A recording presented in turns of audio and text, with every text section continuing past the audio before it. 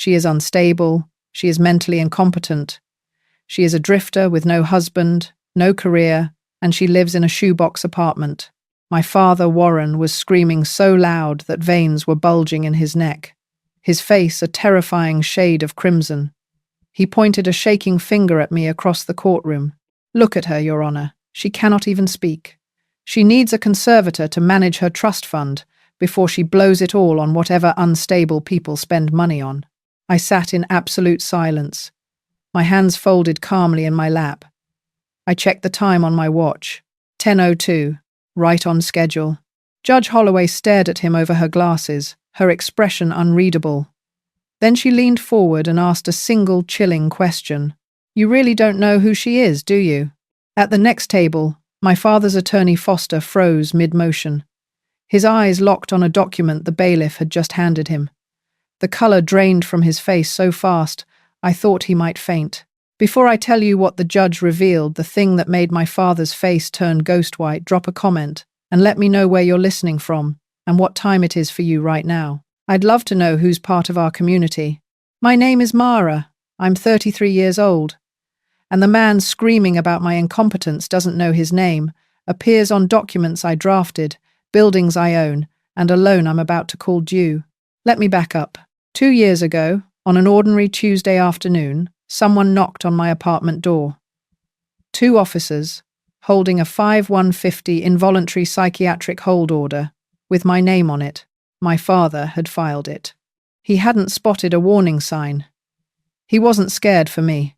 He'd paid a doctor, a golf buddy, a man I had never once met to sign a statement saying I was delusional, burning through my inheritance on imaginary businesses, a danger to myself. He needed 72 hours, just enough time to file an emergency motion and seize control of my trust fund. He wasn't trying to save his daughter. He was trying to pay his office rent. The officers were inside my apartment for 5 minutes. My space was clean. My voice was steady. And the 3 federal agents visible on the conference call, I'd paused to answer the door. They didn't need to say anything. They just existed, on screen, in government-issued badges. The officers apologized on their way out. I closed the door, stood in my kitchen. The coffee was still warm. A lot of people would have called a lawyer that same night, filed a report the next morning, gone straight to the press. Every one of those options crossed my mind. Going after him then would have been too fast, too clean. He needed to understand the full weight of what he'd attempted, and I needed time to make sure the lesson was the kind he couldn't appeal, dismiss, or spin at a dinner party. So instead of breaking something, I built something. I'll get to that. But first there was Christmas.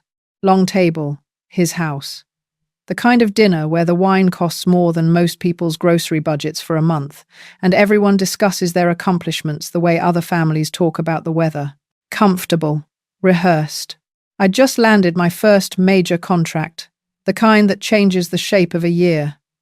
I slid my new business card across the table toward Warren. He picked it up, read it once, set it back down on the tablecloth the way you'd set down a receipt you don't need to keep. "A cute little hobby, sweetheart." He swirled his scotch without looking at me. "Not everyone is built for the real world." The card sat there between us, white on white linen.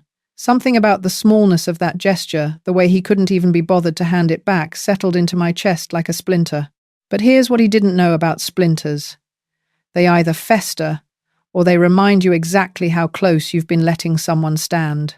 He tossed that card onto a tablecloth in a building I already owned.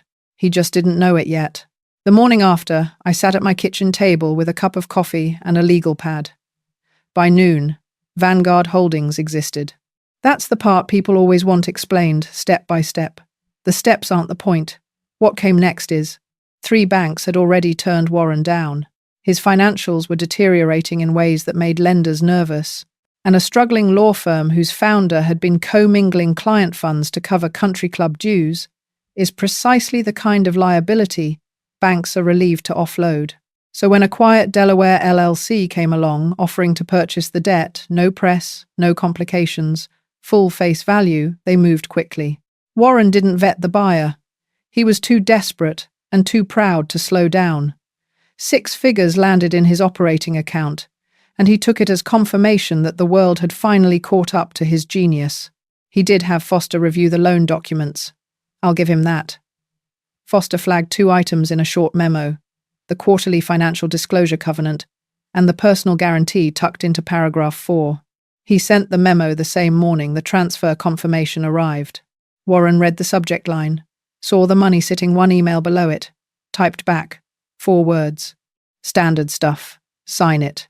Not because he was careless, as a rule. In a courtroom he was sharp. But this was his own paperwork, his own crisis, and reading it carefully would have meant sitting with exactly how bad things had gotten. The money was already spent in his head. So he signed, because the alternative was admitting something he'd never once said aloud to anyone in his life. Every quarter after that, his full accounting landed in my inbox. Legally. On time. Precisely as the contract he'd dismissed required.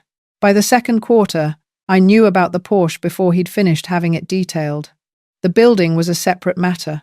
When I purchased it, I kept the existing property management company in place, the same regional firm that had always handled maintenance requests, rent collection, and all tenant correspondence.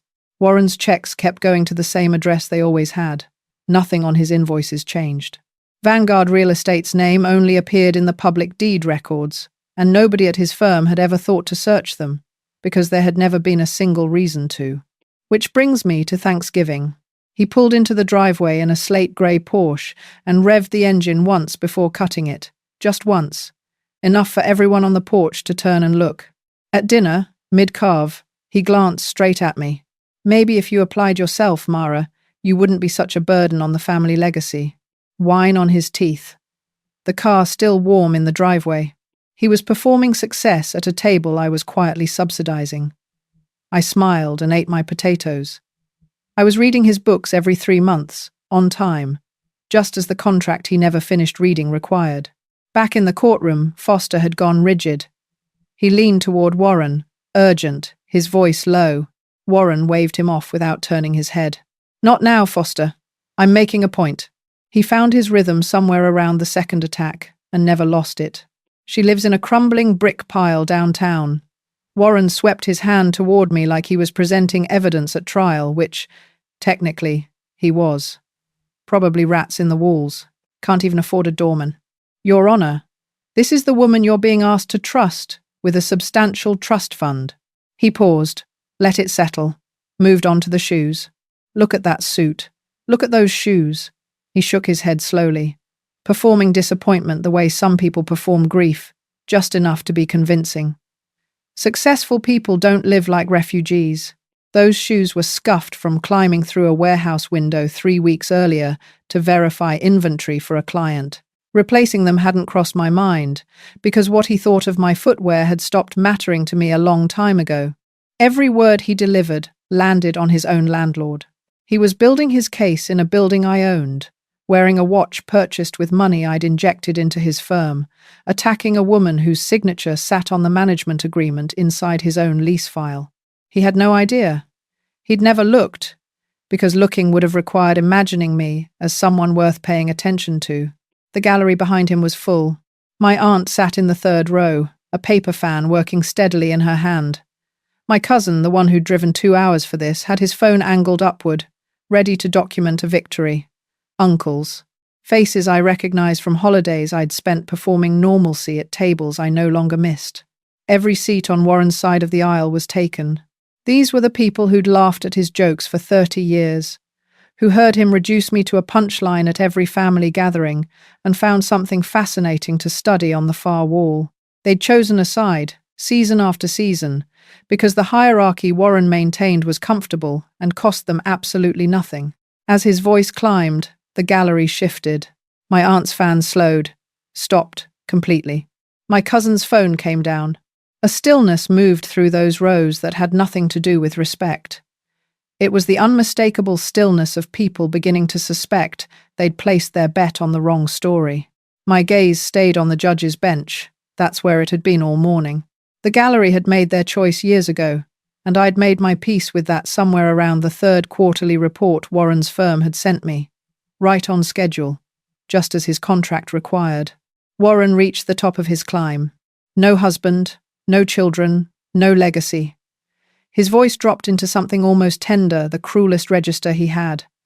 Just a sad, lonely girl who made up stories about being important. Sign the conservatorship order, Your Honor. Let me get her the help she needs before she embarrasses this family any further. He stepped back from the podium, chest out, finished. He believed he'd just defined me. He didn't see Foster at the adjacent table, motionless, pale, both hands flat on a document he'd finished reading 3 minutes ago and hadn't been able to set down since. Judge Holloway reached into her folder without ceremony. No dramatic pause, no shift in posture. She looked the way judges look when the outcome is already clear to everyone except the person it concerns most, measured, precise, mildly impatient. She held up a single sheet of paper. According to this, she said, the plaintiff isn't just your daughter. She's your boss. Warren laughed, a short, wet sound that bounced off the wood paneling and died without an echo. He straightened his jacket and pivoted. Your Honor, non-lawyers cannot hold equity in a law firm. ABA. Model Rule. 5.4. Whatever document she's submitted is either forged or irrelevant. He glanced at me with something close to pity. This is precisely what I've been describing. He thought he'd found the exit. Judge Holloway reached into the folder a second time. She slid a document across the bench, the management agreement for the building, listing Vanguard Real Estate as beneficial owner, with my signature on the principal line. Warren stared at it. My landlord is the management company. I write the check to the management company. The deed came next. 1 page. Vanguard as owner. The management company as agent. My signature at the bottom, the same one he'd seen on his lease renewal the previous year, the one he'd initialed without reading, because nothing had seemed different enough to warrant a second look. Foster's briefcase snapped shut, not slowly. The sound was quiet, but the timing said everything. I spoke for the first time all morning. Not loud, almost gentle the way you address someone when the knowing has finally run out. You're right. I can't own your firm. My chair pushed back. Heels on hardwood unhurried, no performance. I walked to the center of the room and stopped close enough to see the moisture collecting on Warren's upper lip. I placed the loan file on the table in front of him. I didn't invest in you. A pause, just long enough. I bought your debt. Vanguard had never purchased equity. It bought the loans, the credit lines, the liens on every desk, laptop, and filing cabinet in those offices. The covenant default wasn't triggered by anything said in this room. It was triggered the morning Warren filed the conservatorship petition, the moment he initiated legal action against his own senior secured creditor, which the agreement he'd waved off as standard stuff explicitly prohibited. The clock started then. This hearing was just where the bill arrived. Warren grabbed his phone. Chapter 7. Automatic stay. He leaned back with the posture of a man who believes he's found the last unlocked door. He wasn't entirely wrong about the principle he knew bankruptcy law. Foster's hand landed on his arm. Warren shook him off. I've got this, Foster. He filed. Paragraph 4. Personal guarantee. Cross-collateralization. The moment the firm declared bankruptcy, the debt transferred directly to his personal estate. The asset preservation injunction filed in civil court that morning, before Warren had even parked his car, was granted within the hour. The Porsche, the cottage, the house, all of it frozen. He could sit inside his life. He just couldn't move any piece of it. You didn't bankrupt the firm, I said, picking up my folder. You bankrupted yourself. Warren turned to Foster, his voice scraped thin. Did you know about this? Foster was already on his feet, briefcase in hand, coat folded over one arm. He looked at the floor, the expression of a man who had flagged a memo, been told it was standard stuff, and spent 2 years waiting for this room. He walked to the door without a word. One last thing. When Warren called authenticated federal incorporation documents forgery slipped into the docket, he said it as a licensed attorney, in open court, with a stenographer recording every syllable under his name and bar number. ABA Model Rule 3.3. Candor. Toward the tribunal. Knowingly false statement of fact, on the record, in front of a sitting judge. My attorney filed the bar grievance that afternoon. The court transcript was the only exhibit needed. The credential he'd spent his whole life polishing, the thing he'd used to make everyone around him feel smaller, including me, was now the instrument of his permanent professional marking. My eyes stayed on Warren's face. Not the room, not the gavel, just his face, and the understanding moving across it in slow, cold installments.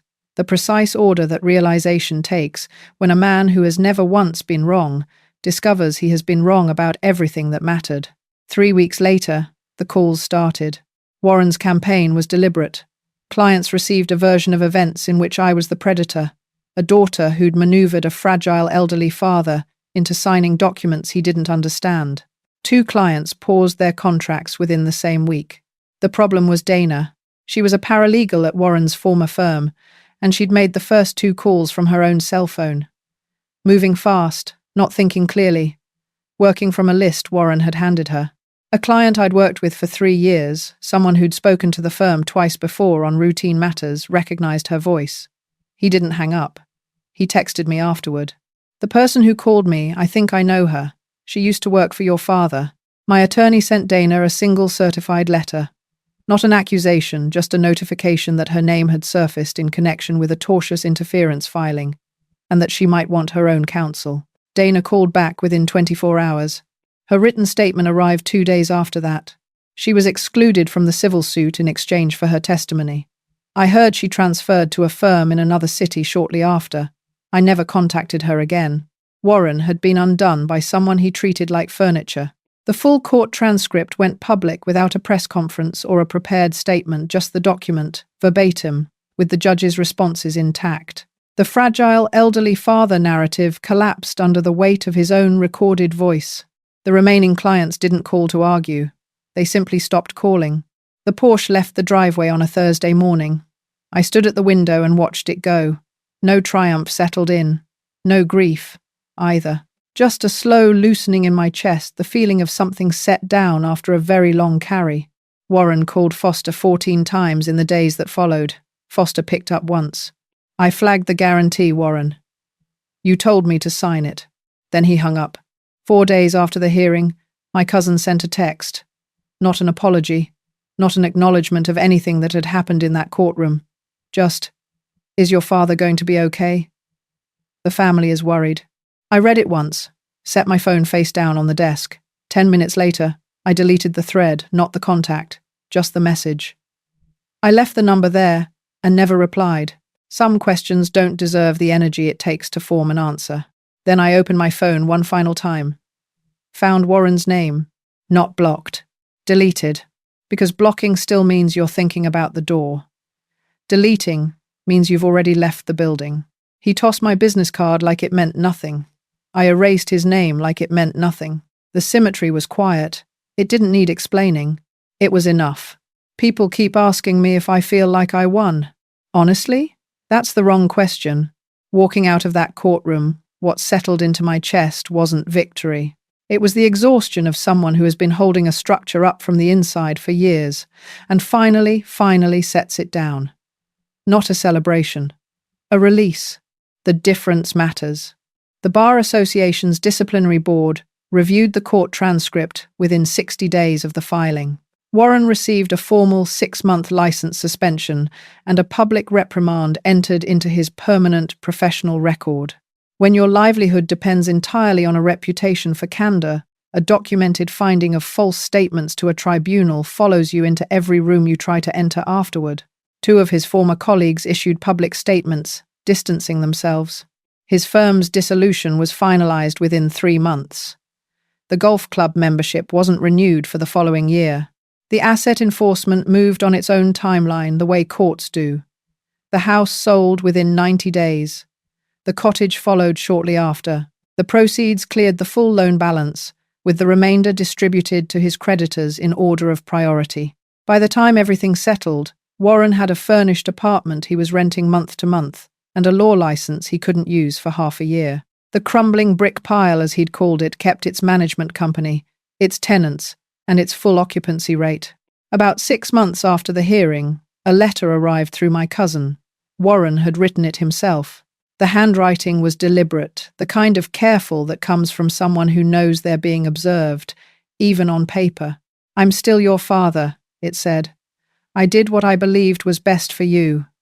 I hope one day you'll understand that." I read it standing at my kitchen counter, waited for the anger to come. It didn't.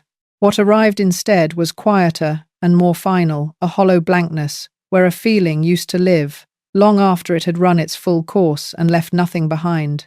I set the letter on the counter, dropped it in the recycling bin on my way to the door, and didn't think about it again until I sat down to tell this story. There was nothing left to say that the court transcript hadn't already said better, on the record, in a room full of witnesses. My life now is smaller in the best way. A team at Vanguard I've built slowly. People I chose for their judgment and honesty, not their willingness to agree with me. A friend who calls every Sunday, not because something is wrong, but because that's what people do when they genuinely mean it. A home that's quiet in the evenings, in a way that once felt like emptiness and now just feels like mine. The silence I used to chase at the end of every holiday, the 40-minute drive home with the radio off, the first full breath when I finally closed my own door, that silence is just Tuesday now. An ordinary Tuesday. And that's everything. If there's something I want you to carry from this story, and I mean you, whoever is listening right now, it's 3 things. The first, silence is not the same thing as peace. For years, I stayed quiet at holiday tables because I told myself it was the mature choice, the dignified one, the thing that kept everyone functional. But there are 2 kinds of silence, and from the outside they look identical. The first kind is strategic, chosen, deliberate, picked up with intention, and set down when you're finished with it. The second kind is what happens when someone has spent years convincing you that your voice simply doesn't count. That second kind isn't dignity. It's slow erosion, and it compounds quietly until it surfaces somewhere you didn't expect, in the way you apologize for taking up space, or flinch at a genuine compliment, or check your watch in a courtroom and feel relief that the script is finally going the way you wrote it. If you've been calling your silence maturity, it's worth asking honestly, whose peace, exactly, is being preserved? The second, a person who needs you to be small is not someone who loves you. Warren wasn't cruel for the pleasure of it. He was cruel because my competence, quiet, consistent, never asking for his approval, threatened the story he'd been telling himself for 60 years. Every time I succeeded without his help, it complicated his version of events, so he rewrote me. Unstable. A burden, a disappointment. Those labels weren't accurate. They were necessary to him. For him, because the alternative was admitting that the world didn't orbit around him the way he'd always assumed. That isn't love. That's management. And you are not someone who needs to be managed by the people who are supposed to believe in you. The third, the most devastating response to someone who tried to erase you is to become undeniable. The morning after the 5-150 order, I could have pressed charges, gone to the press, called the family, and burned everything down at once. It would have been justified. It also would have been reactive, precisely what he expected. He anticipated a fight, a breakdown, a daughter behaving exactly the way he'd always told everyone she would. Instead, I built something, not as revenge, just because I refused, in a quiet and private way, to let the worst Tuesday of my life be the last chapter. The business card he tossed onto the tablecloth, the cute little hobby he couldn't be bothered to hand back, called his loan in open court, in a building I owned. In front of a judge who asked him, without theatre, whether he really didn't know who I was. He didn't, but he does now. So if someone in your life decided who you are a long time ago and has never once updated their answer, drop a comment. Tell me where you're listening from. Tell me what you've been quietly building while someone in your life called it a cute little hobby. Because sometimes the most powerful thing you can do is stay silent, check your watch, and wait.